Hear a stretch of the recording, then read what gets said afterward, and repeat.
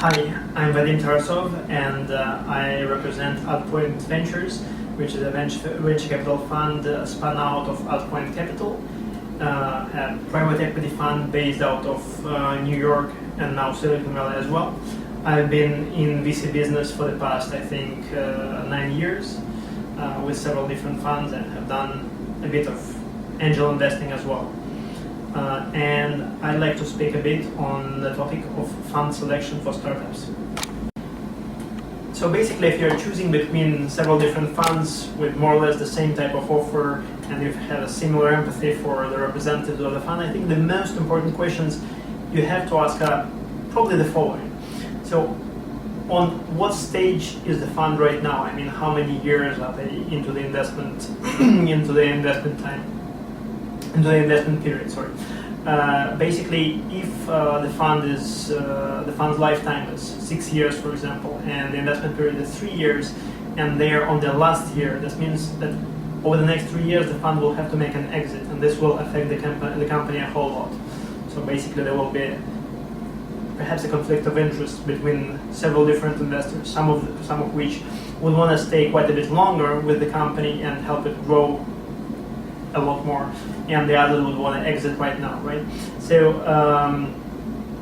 the second question would be the strategy of the fund. Some of the more conservative funds would sell off their investments at the first possible occasion, right? So the first incoming offer would trigger their interest, and they'll just rush into the exit deal, even if the multiple is, I would say, not so high, right? So the more aggressive investors would want to stay longer, get better offers, perhaps take a bit more risks.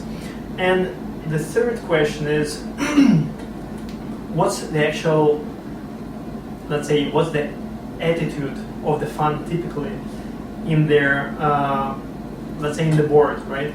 And how well prepared are they at some point to leave the company board and let the company just run along without them? This is typically for the earlier stage investors, some of which have invested in now $500,000 but want to stay on the board of the company indefinitely, and perhaps are not so well fit, how should I say, for making decisions for a company which has outgrown their level.